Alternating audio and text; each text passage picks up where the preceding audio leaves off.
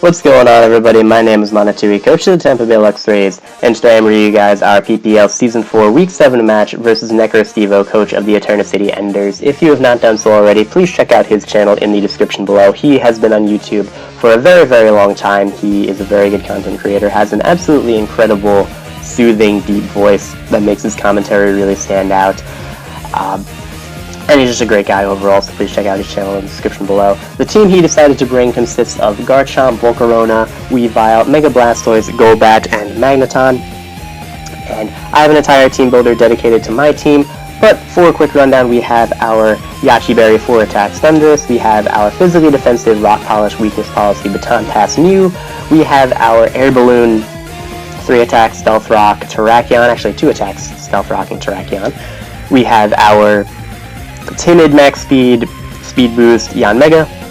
Also holding the Yache Berry, we have our Custap Berry Lead Fortress, and we have our Speedy Offensive Pilot's Line. So without further ado, before we get into the game, just to reiterate, my game plan is to Baton Pass Speed and a Weakness Policy Boost into Pilot's Line, and then just sweep through his team.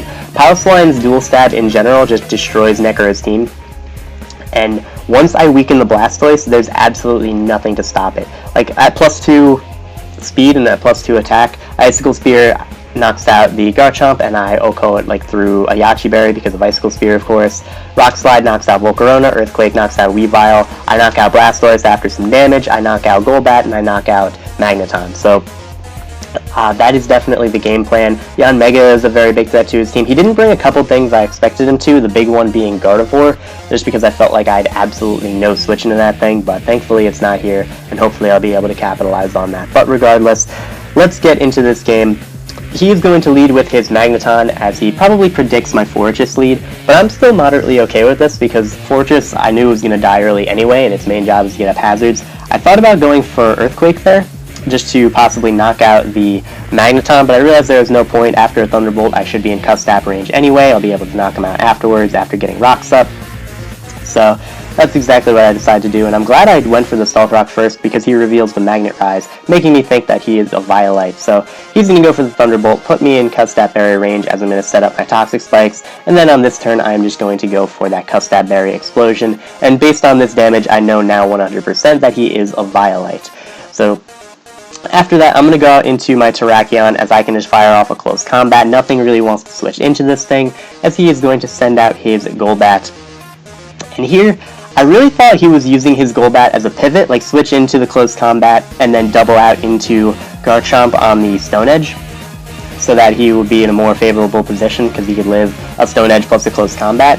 So I'm going to go for another close combat, expecting his Garchomp to want to come out, as he actually just decides to stay in and then go for the Super Fang. So I'm guessing he realized that Terrakion was not something he could switch into. He was just fine with stacking off Golbat. So after that little bit of an overprediction, I'm just going to knock him out with the Stone Edge here. And now he is going to send in his Mega Blastoise.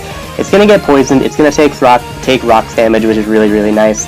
And here I know that he's more than likely going to Rapid Spin. So what I can do is go for a close combat and then put him in range of Pilot's Line's Earthquake. So here he's going to Mega Up, I'm going to go for the close combat, get some very nice damage off onto him, and he is, like I expected, going to just go for that Rapid Spin. So he is now extremely weakened, he is in range of Pilot's Line's Earthquake, and he is in range of another close combat, but as you see here, he's going to pull out the Aqua Jet, which will be able to pick off my Terrakion, which was very, very good prep on his part. Now I'm going to be able to send out my Thundurus, however, and I can just go for a safe Thunderbolt, no reason to do anything else. The Garchomp comes in, I have the HP Ice, and Magneton is actually going to tank the Thunderbolt plus Incinerate, so he definitely had a lot of HP on that thing, which is very impressive. And here, I could not come out with the Thunderbolt, but as you're going to see here, I switch out into my Mew.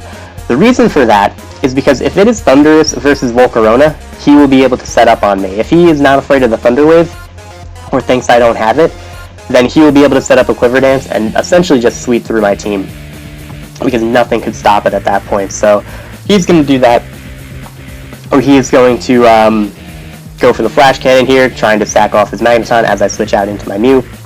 And now I decide to set up a Rock Polish. I could have knocked this thing out, but I did want to set up the Rock Polish first, just because I'd be able to outspeed whatever he Volt switched out into.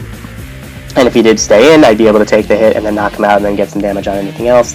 He's going to send out his Weavile after the Volt Switch, going to tank the Rock Slide and then knock me out with the Night Slash. I do not get a flinch, that is totally fine, as he reveals the Life Orb on his Weavile. Also had Night Slash over Knockoff. Not sure why people like running Night Slash over Knockoff versus my team. I get that it does more damage when I have Colbur Berry on things, but still, Knockoff is Knockoff, gets rid of items and such, but regardless.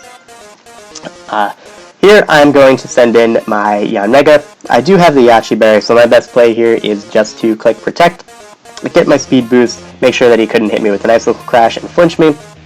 So I'm going to go for the Protect, and then we're going to tank the Ice Shard on the following turn with the Yachi Berry. Didn't even need the Yachi Berry to live that, but it's just nice to have the extra HP. And we're going to knock him out with the Bug Buzz. And now he is in a pretty big pickle. He does not have a lot for this thing. He's going to send out Garchomp, and the only way he knocks me out is if he is Life Orb with Dragon Claw, and even then it's a roll to kill me. He has Outrage or he has a Rock move. So I'm going to get damage off on this thing with the Bug Buzz, as he is going to reveal that his best attack to hit me with is Crunch, and he is going to be Life Orb, which is really, really nice. And a little bit of a funny story. If you watch my team builder, you know this Yanmega is supposed to be Hidden Power Ground for the Magneton. As it turns out, Showdown, for absolutely no reason that I've been able to figure out, changed it to Hidden Power Dragon. So even though Bug Buzz does more damage, I have the opportunity to get a Hidden Power Dragon kill here.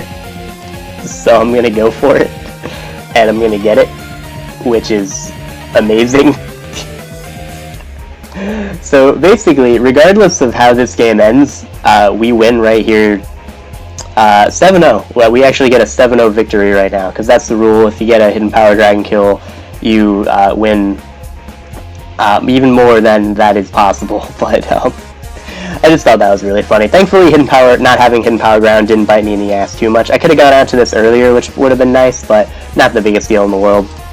We're going to knock him out with the Hidden Power Dragon. And here, my best play, 100%, is just going for the Protect. Even though I know I can live an Aqua Jet if he's like a Rash Nature or something like that. I can guaranteed live an Aqua Jet. I don't want to risk the crit, so my best play is to go for Protect. He will take poison damage, and then even if he crits me on the next turn and knocks me out, we'll go for a double down, and then I just win the game with Pilot's Line because Magneton is in range of Ice Shard, and Volcarona is going to go down to Rock Slide. So, like I said, that is my best overall play. However, I'm an idiot, and I don't do that, and he just knocks me out with Aqua Jet. And that really sucks. So, like I said, I 100% lived an Aqua Jet that was uninvested and a Rash Nature. Turns out, Necro decided to bring a Brave-Natured Mega Blastoise with Aqua Jet, which was very, very good prep on his part.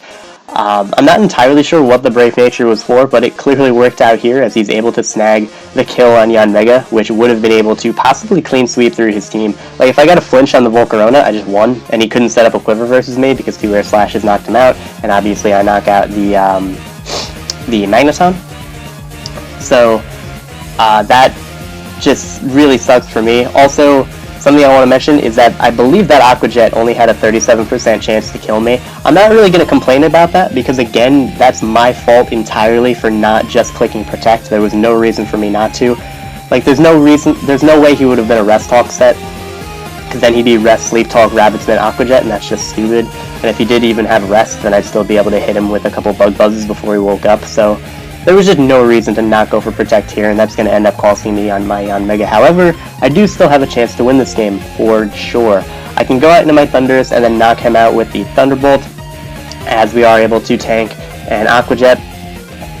And now, it is going to come down to a 50-50 between me and Necro here.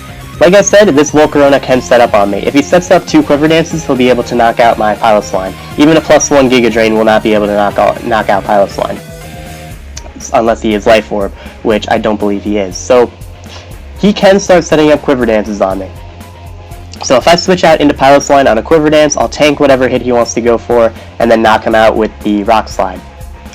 If I switch out into Pilot's Line as he attacks, then I have a decent chance to not be 2 KO'd by anything, because Bug Buzz doesn't 2 KO me. He would have to have Fire Blast plus Bug Buzz in order to knock me out, or Bug Buzz plus Giga Drain. So, But let's say like I stay in and Thunderbolt as he steps up 2 quivers. I lose. And I can't allow that to happen unless I get the full para with D-Bolt. So I think my best play is to go out into Pilot's Line. Granted, it is a 50-50, so it's not necessarily a best play. It's just a 50-50. It's a coin flip.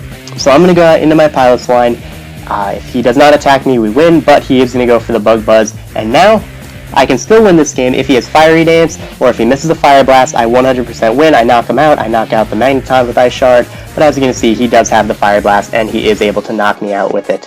So now, unless I get a T-Bolt para with Thundurus and then follow it with a couple other full paras, then we lose the game. So he's going to knock me out with a Bug Buzz, and then that is going to be the game. Necro is going to take the victory 2-0, and this was a very disappointing, very frustrating loss. Like, no disrespect to Necro at all, like, he prepped beautifully, but it's just really frustrating when, like, you feel like you overcame a tough matchup, you feel like you played well throughout the entire game, you feel like you prepped really well for the game, and then you make one stupid play that ends up costing you.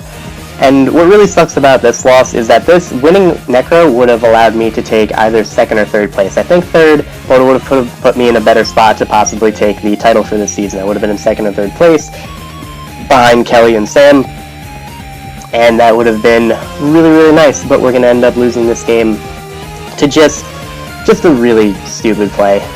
Like I said, I had absolutely no reason to not click Protect. I think, and this is like terrible reasoning, but I think I didn't click Protect was because at the time I played this game, I was like kind of tired. Like it was a day where I had 4 classes and then I came back and it was like kind of late at night and I was kind of tired.